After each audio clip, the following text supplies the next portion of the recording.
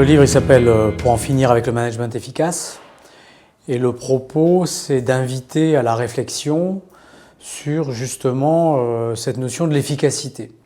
Puisqu'en général, on ne termine jamais la phrase et on dit le management est efficace, mais on ne dit pas pour qui et on ne dit pas en quoi il est efficace, comme si ce mot efficacité allait de soi. Le management efficace à l'heure actuelle, et on le trouve dans tous les livres, notamment dans les livres qui ont pour titre pour le management efficace, c'est ni plus ni moins que la continuation par des moyens plus ou moins subtils de l'aliénation, de la ruine économique,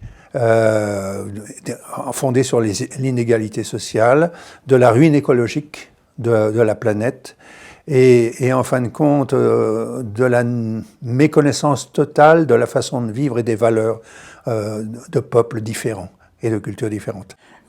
Est-ce qu'on prend en compte dans les comptes de résultats des entreprises informatiques tout le coût du démontage des ordinateurs et du recyclage des composants électroniques qui se fait par des petites mains quelque part en Orient, moyennant une pollution, une contamination, un empoisonnement de ces mêmes personnes, puisque les soudures sont par exemple à l'étain.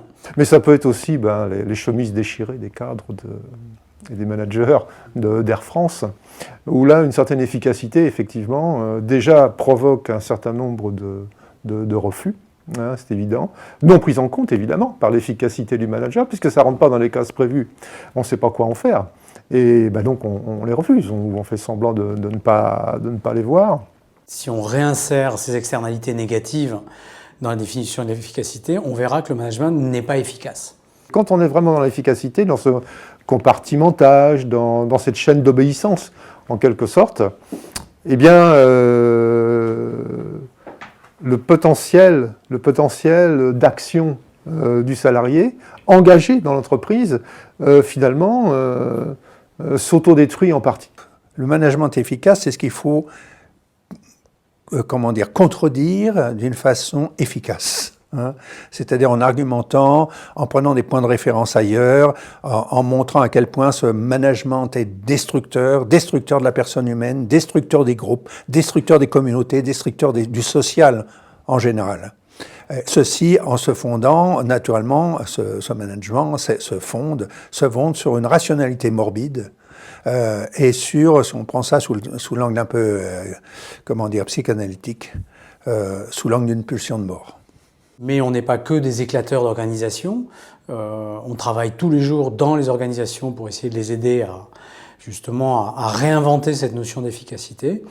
Et donc il y a vraiment un deuxième volet dans l'ouvrage qui est véritablement apporté par René et Christian aussi, qui est OK, mais alors du coup, où sont les sources d'inspiration pour retrouver une nouvelle efficacité? Il n'y a pas tant d'endroits comme ça où on peut inventer des choses différentes. Et donc, on s'est véritablement appuyé sur tout le travail théorique fait depuis des années par René Barbier. Et donc, sur ce qu'on pourrait appeler de manière très large et trop vaste, les philosophies orientales. Ça peut plutôt faire marrer, éventuellement intriguer, voire provoquer le rejet.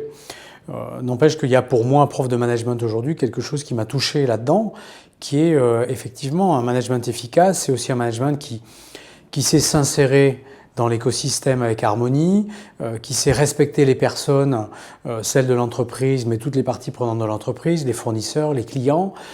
Et donc, il y a une évolution des personnes, il y a une évolution de l'entreprise et une évolution du monde. Et quelque part, un management nouvellement efficace, ce serait ce management qui serait capable d'aligner les planètes.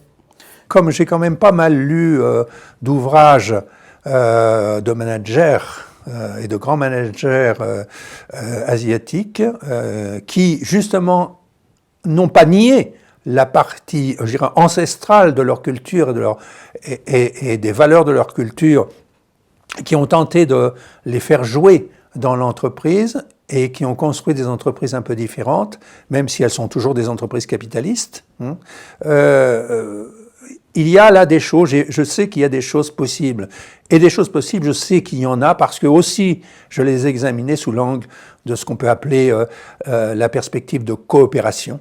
Et cette perspective de coopération, elle est liée à la vie. Pas de vie sans coopération depuis l'origine. Et après, sur le plan économique, c'est la même chose. La théorie néo-institutionnaliste d'Imagio Powell a parlé de The Iron Cage, c'est-à-dire que l'entreprise est dans une cage en acier et il est impossible pour elle d'être différente. On est soumis à des forces de rappel parce qu'on est audité par les mêmes consultants, on recrute les mêmes jeunes qui sortent des mêmes écoles de management, on utilise les mêmes outils de gestion. Donc de toute façon, on est condamné à ce qu'ils appellent l'isomorphisme organisationnel.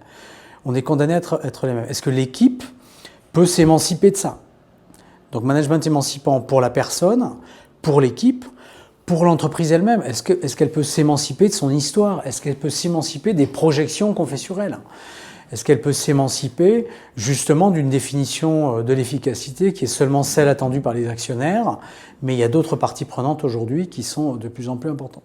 Des gens qui commencent à penser autrement. On voit à la tête de grandes organisations comme Danone des gens qui ont dans leur vie de manager à haut niveau essayé de faire autre chose, commencer à proposer d'autres systèmes symboliques et d'organisation sociale qui est beaucoup plus respectueux, je dirais, de la personne et du groupe. Et peut-être aussi de ce qu'on produit. Une réflexion sur la finalité, en fin de compte.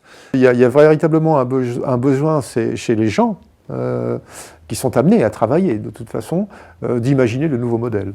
D'imaginer de nouveaux modèles en s'inspirant évidemment de l'ancien, il y a toujours quelque chose un peu avant. Et ça va gagner le milieu du management. Je ne vois pas comment ça peut durer éternellement. Il faut ouvrir à l'existentialité, il faut ouvrir au plaisir d'être ensemble, il faut ouvrir à l'action communautaire, et il faut ouvrir à la résurrection, je dirais, de la personne. La nouvelle efficacité, y compris économique, elle ne s'obtiendra qu'en étant extrêmement précautionneux, par exemple sur la question de l'harmonie.